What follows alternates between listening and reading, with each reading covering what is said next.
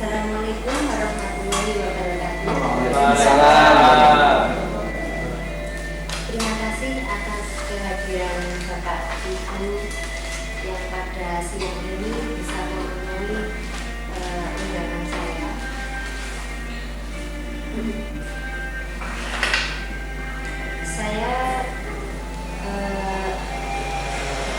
Sebenarnya saya akan memperkenalkan diri karena kata pepatah kalau tak kenal maka tak sayang.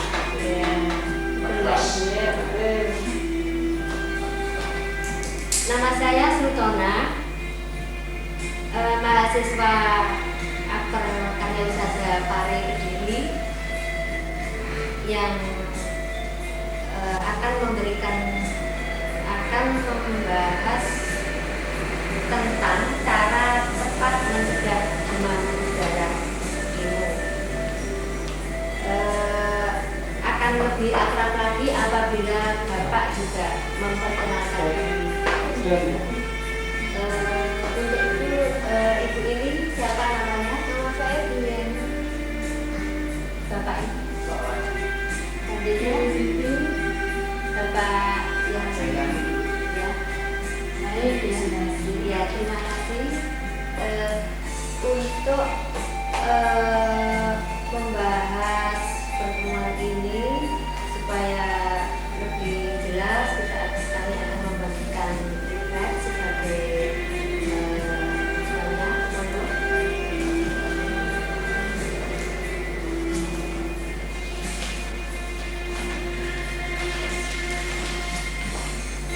yang akan kita bahas di sini antara lain mengenai pengertian demam berdarah, kemudian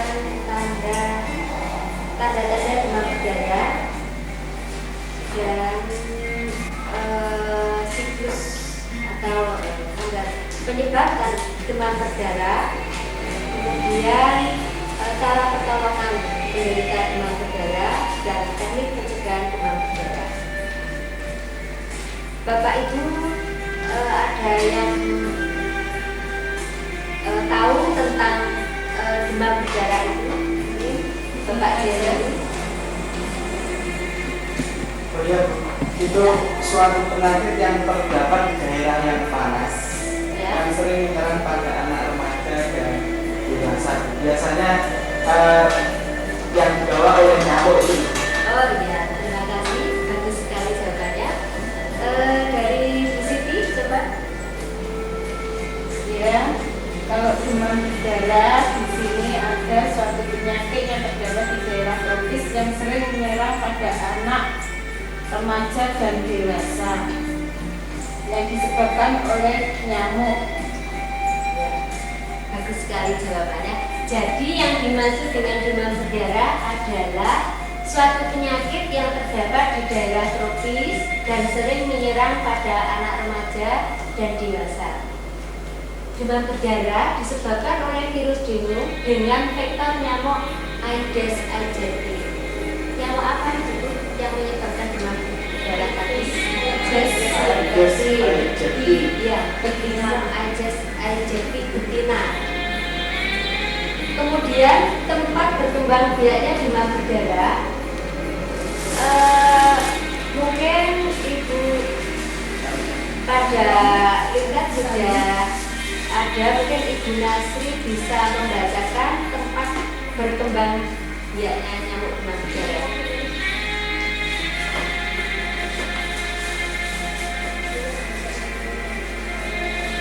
Tempat berkembang biaknya nyamuk demam berdarah yang pertama adalah di tempat pemanaman air, ya.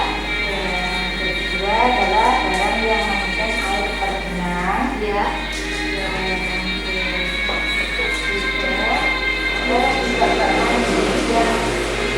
yang dia tidak dikuras, ya.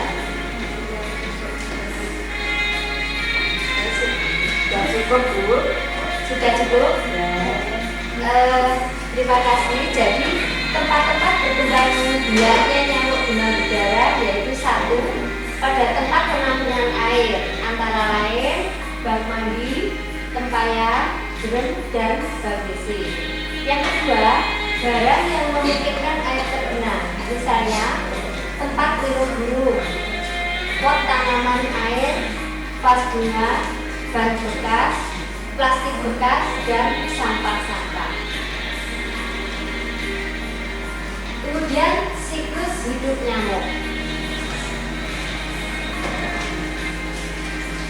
Siklus hidup nyamuk yaitu nyamuk dewasa bertelur, kemudian menetas menjadi jentik-jentik, kemudian menjadi kepompong, lalu dewasa. Kemudian nyamuk dewasa tadi bertelur lagi, kemudian menetas lagi, dan seterusnya menjadi dewasa, bertelur terus begitu perkembangbiakannya. Kemudian ciri-ciri nyamuk Aedes aegypti. Bapak Ibu sudah ada yang tahu mengenai ciri-ciri nyamuk Aedes aegypti? Tolong dicermati pada leaflet yang sudah saya bagikan. Nah, di sini ada ciri-ciri nyamuk Aedes aegypti. Ada Bu ya? Ada. Oh ya. Tolong dibacakan untuk Bu Siti. Ciri-ciri nyamuk Aedes aegypti. 1. Badannya kecil. 2. Berwarna hitam dan belang-belang putih pada seluruh tubuhnya. 3. Badannya mendatar saat hinggap. 4. Berkembang biak di TPA. Apa itu yang dimaksud? Ya, yang dimaksud dengan TPA adalah tempat penampungan air. Barang-barang yang mengumpulkan air tergenang dan tempat-tempat gelap atau terhindar dari sinar matahari. 5. Tidak dapat berkembang biak di selokan atau kolam yang airnya langsung berhubungan dengan tanah. 6. Biasanya menggigit pada pagi sampai sore hari. Yang ke-7, mampu terbang sampai 100 meter. Ke-8, senang menggigit manusia. Ya, sudah jelas ya Bu. Jadi Bapak Ibu sudah jelas ya dengan ciri-ciri nyamuk Aedes aegypti tadi. Jadi yang dimaksud dengan ciri-ciri nyamuk Aedes aegypti di sini adalah 1. Badannya kecil, 2. berwarna hitam dan belang-belang putih pada seluruh tubuhnya, badannya mendatar saat hinggap, ya, berkembang biak di tempat penampungan air. Barang-barang yang memungkinkan air tergenang dari tempat-tempat gelap, yang terhindar dari sinar matahari. Yang kelima, tidak dapat berkembang biak di selokan atau kolam yang airnya langsung berhubungan dengan tanah. Yang keenam, biasanya menggigit pada pagi sampai sore hari. Dan yang ketujuh, mampu terbang sampai 100 meter. Yang kedelapan, sering menggigit manusia. Kemudian perkembangan penyakit, yaitu setelah virus masuk ke dalam tubuh penderita terjadilah viremia atau penyebaran virus ke dalam darah, sehingga penderita mengalami demam, sakit kepala, mual, nyeri otot, bintik-bintik merah pada kulit, hiperemi atau memerah pada tenggorokan.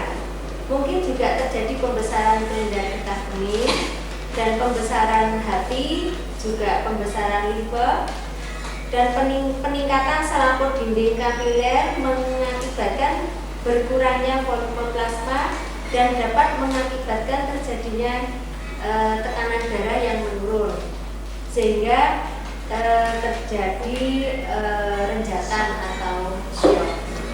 Kemudian cara penularan dari sini Bapak Ibu apakah sudah jelas dengan yang kita bahas tadi?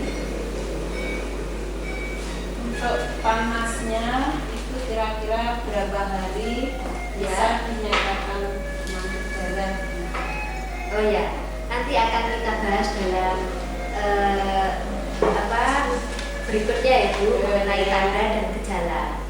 Sekarang kita masih sampai pada perkembangan penyakit. Untuk sebentar lagi pertanyaan Bu Siti nanti akan dijawab.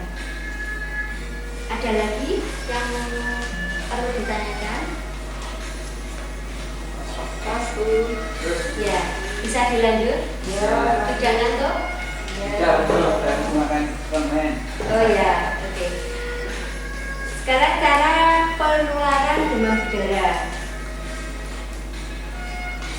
1. Nyamuk Aedes aegypti mendapat virus dengue sewaktu menghisap darah orang yang satu sedang kena sakit demam berdarah, dan yang kedua sedang tidak sakit tetapi dalam darahnya terdapat virus dengue.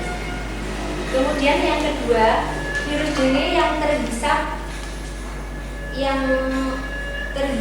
akan berkembang dan menyebar ke seluruh tubuh nyamuk, termasuk kelenjar liurnya. Dan yang ketiga, nyamuk tersebut menggigit orang lain hingga virus dengue dipindahkan bersama air liur nyamuk. Kemudian yang keempat, bila orang yang ditulari itu tidak memiliki kekebalan tubuh, maka ia akan segera menderita demam berdarah. Kemudian gejala dan tanda. Ya, ini nanti pertanyaan Bu Siti akan terjawab di sini ya. Gejalanya mungkin Bapak Ibu ada yang tahu atau bisa menyebutkan? Tolong Pak Widodo. Ya. Tanya itu kira-kira ya kita misalnya Ya. dari apa dari Ya, baik. Bagus sekali jawaban dari Pak Widodo. Mungkin Bu Liana bisa menambahkan? Panas dan tidak nafsu makan, Ya. terus muntah. Muntah. Ya.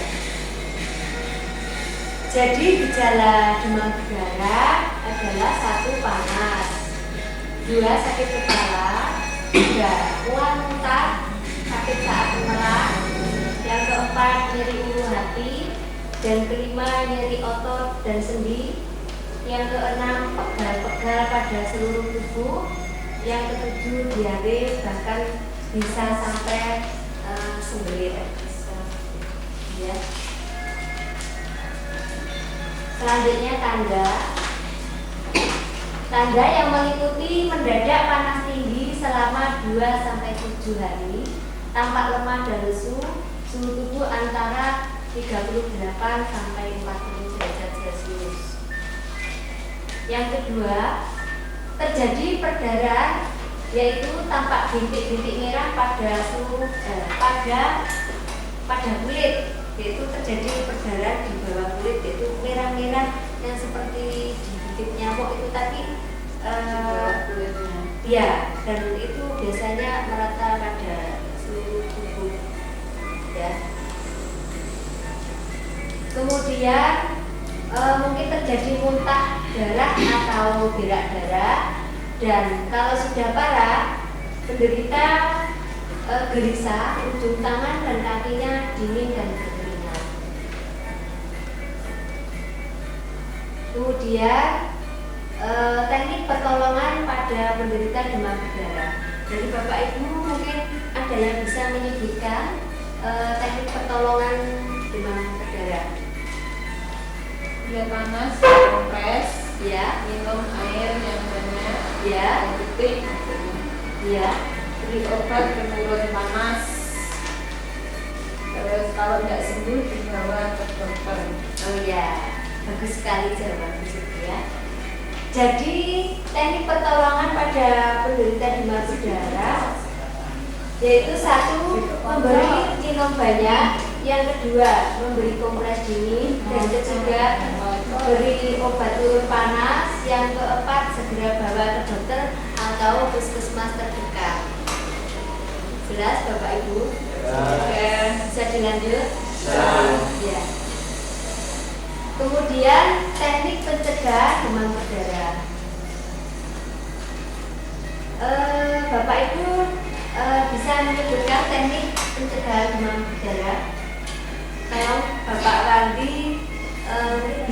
membacakan leaflet yang sudah saya bagikan tadi? Ya, terima kasih. Saya akan bacakan untuk Bapak dan Ibu bisa sambil mendengarkan. Ya, dilanjut. Yang pertama yaitu menguras bak mandi. Kemudian yang kedua menutup rapat-rapat TPA yaitu tempat penampungan air. Kalau mungkin di rumah saya namanya tong. Kemudian yang ketiga mengganti air pas bunga. Yang keempat mengganti air tempat minum burung kalau yang punya burung. Kemudian yang kelima membakar, mengubur atau membuang barang bekas. Yang keenam merapikan halaman dan bersihkan selokan seperti pada gambar. Yang ketujuh taburkan bubuk abate pada TPA yang sulit dikuras di daerah air bersih yang sulit didapat. Mungkin itu. Ya, terima kasih Pak Wandi. Jadi teknik pencegahan demam berdarah, satu, menguras bak mandi, dan yang kedua menutup rapat-rapat tempat penampungan air, yang ketiga mengganti air vas bunga, yang keempat mengganti air tempat minum burung bagi yang mempunyai burung, ya. Dan yang kelima membakar, mengubur atau membuang barang bekas. Yang keenam rapikan halaman dan bersihkan selokan. Yang ketujuh taburkan bubuk aktif pada tempat penampungan air yang sulit dikuras di daerah air bersih yang sulit didapat. Sampai di sini Bapak Ibu mungkin ada yang mau ditanyakan? Yes.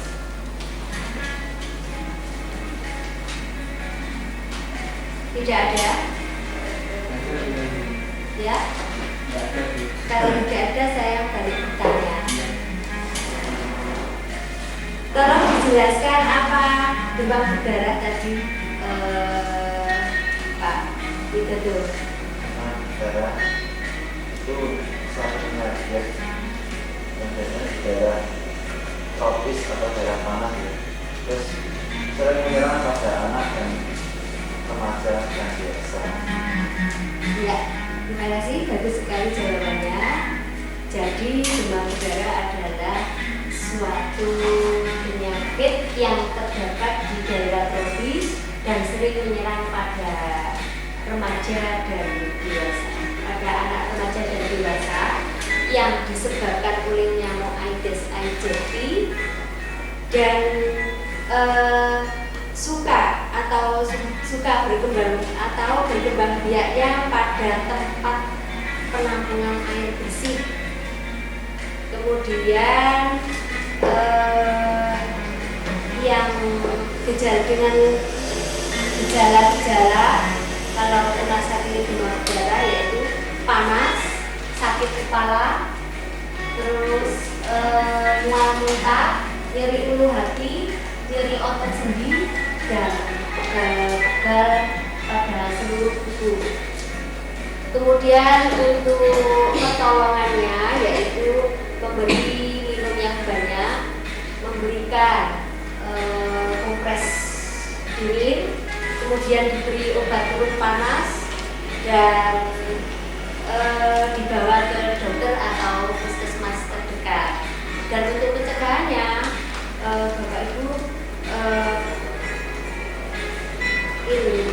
pencegahannya yaitu menguras bak mandi, menutup rapat pada tempat penampungan air, dan mengganti air vas bunga atau air tempat minum burung, kemudian membakar atau mengubur dan membuang barang bekas, dan bisa menaburkan bubuk abate pada tempat penampungan air yang sulit dikuras. Sampai di sini diskusi dari diskusi kita, dan bisa kita akhiri.